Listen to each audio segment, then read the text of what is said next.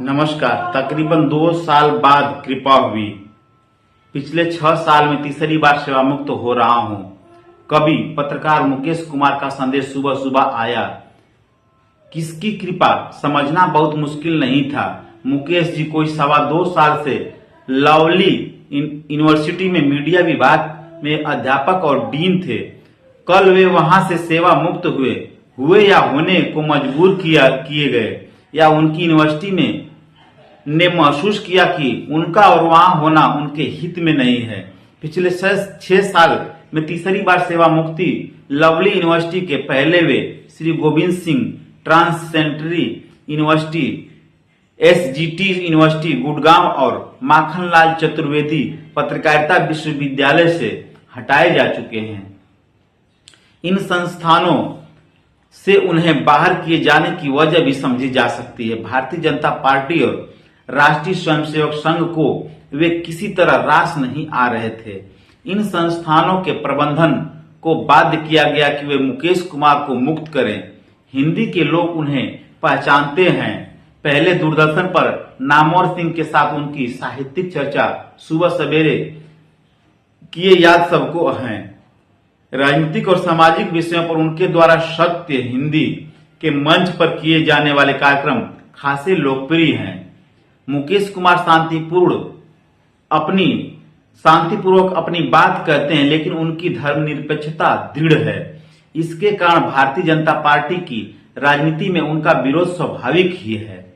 वे उस निष्पक्षता का ढोंग नहीं रचते जो कई पत्रकारों की खासियत है। ऐसे पत्रकारों का कहना है कि वे धर्मनिरपेक्षता और सांप्रदायिकता में से किसी का पक्ष नहीं लेते, सिर्फ उन दोनों के बीच के मल्ल युद्ध की रिपोर्टिंग करते हैं। वे मात्र पर्यवेक्षक हैं। मुकेश जी यह नहीं मानते। राजनीतिक दलों से निरपेक्षता तो समझ में आती है। पत्रकार को किसी राजनीतिक दल का पैरोकार नहीं होना चाहिए, लेकिन वह सभ्यता परिष्कार का पक्षधर तो होगा ही, वरना पत्रकारिता ही क्यों की जाए। ऐसे पत्रकार भारतीय जनता पार्टी को अपने विरोधी जान पड़ते हैं। लवली यूनिवर्सिटी ने जब उन्हें बुलाया तो उसे उनका यह इतिहास मालूम था। उनके विचार से भी संस्थान परिचित था। धर्मनिरपेक्ष होने के कारण आप भाजपा या आरएसएस के विरोधी या आलोचक होंगे ही, यह जानते हुए लवली यूनिवर्सिटी ने उन्हें आमंत्रित किया। इसका मतलब यह है कि उसने उन्हें स्वेच्छा से कार्यमुक्त नहीं किया होगा। यूनिवर्सिटी में आने के पहले मुकेश जी ने साफ कर दिया था कि वे अपनी पत्रकारिता नहीं छोड़ेंगे।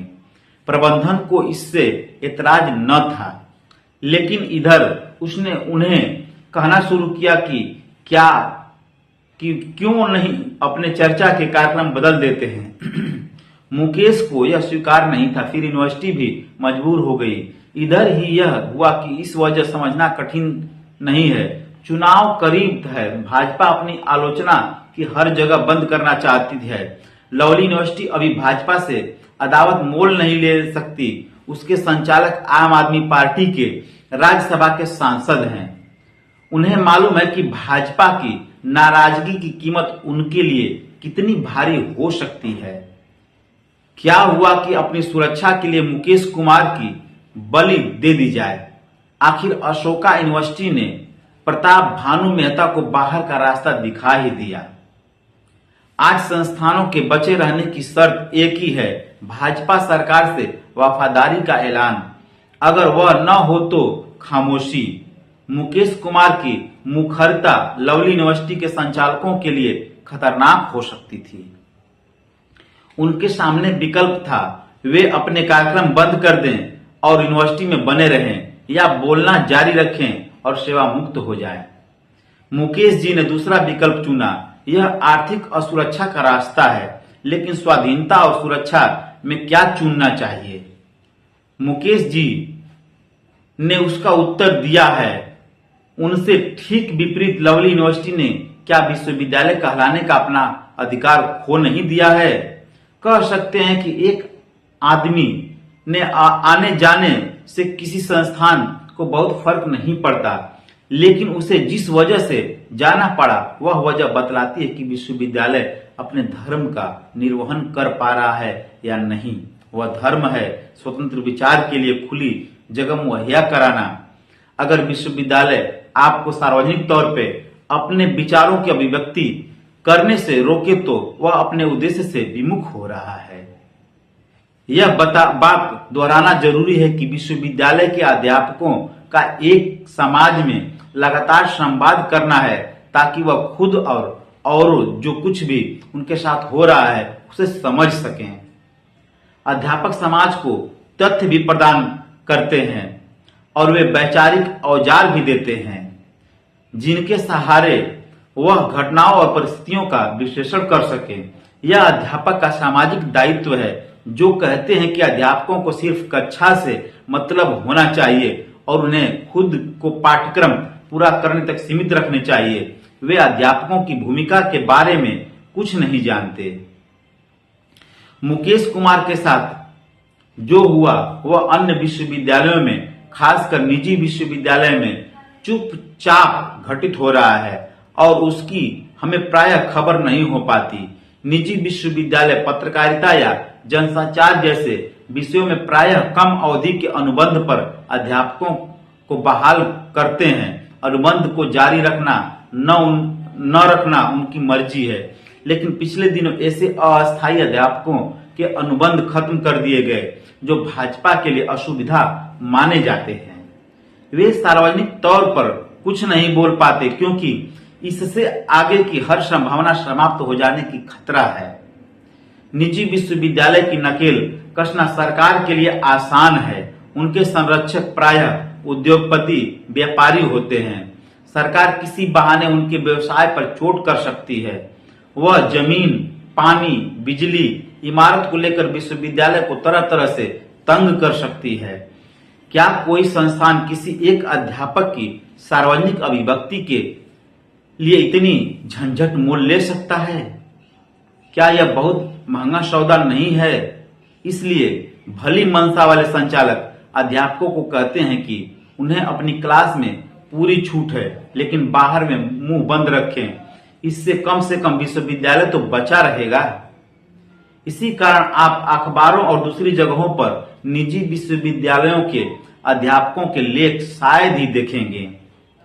ऐसा नहीं कि उन्होंने अपने विचार बदल दिए हैं या वे डर गए हैं। अपने संस्थान के हित में वे चुप हैं। यह अभी दिल्ली विश्वविद्यालय जैसे संस्थान के साथ नहीं हो रहा है, लेकिन सरकार कोशिश कर रही है कि वह अध्यापकों की सेवा की शर्तों में तब्दीली करके उनके सार्वजनिक लेखन या गतिविधि पर पाबंदी लगा दे। कई केंद्रीय संस्थान यह कर चुके हैं। समाज में उनके इस कदम को समर्थन मिलता है क्योंकि आम समझ है कि सरकार के पैसे से तनख्वाह पाने वाले को सरकार की आलोचना करने का अधिकार नहीं, लेकिन यह समझ ही भ्रामक है। सार्वजनिक संसाधनों को सार्वजनिक हित में इस्तेमाल किया जाना चाहिए। सार्वजनिक हित और सत्ता में हमेशा तनाव रहता है, बल्कि कई बार सत्ता अपने हित को ही सार्वजनिक हित मानने के लिए जनता को बाध्य करती है। ज्ञान के क्षेत्र में काम करने वालों का काम है जनता को इस तनाव और द्वंद्व के प्रति सजग रखना। उनका सार्वजनिक बोलना या लिखना उनके लिए नहीं, जनता के हित के लिए आवश्यक है। जो तथ्य सरकार देती है और अपने निर्णयों का जो कारण देती है, उनकी जांच कैसे होगी? अध्यापक इसी जगह समाज की मदद करते हैं। ताज्जुब नहीं कि प्रायः सत्ताओं और बुद्धिजीवियों के बीच संबंध मधुर नहीं होते, लेकिन सर्वसत्तावादी तो उनके शत्रु ही होते हैं। अभी भारत में ऐसे ही सर्वसत्तावादी शासन कर रहे हैं। वे अपनी आवाज के अलावा और कोई आवाज देश में नहीं रहने देना चाहते हैं। मुकेश कुमार जैसे व्यक्ति की तो कतई नहीं। मुकेश कुमार ने नौकरी की जगह अपनी आवाज की आजादी चुनी। लवली यूनिवर्सिटी ने क्या चुना और उनके छात्रों को क्या इसका एहसास हुआ कि उनसे क्या छीन लिया गया?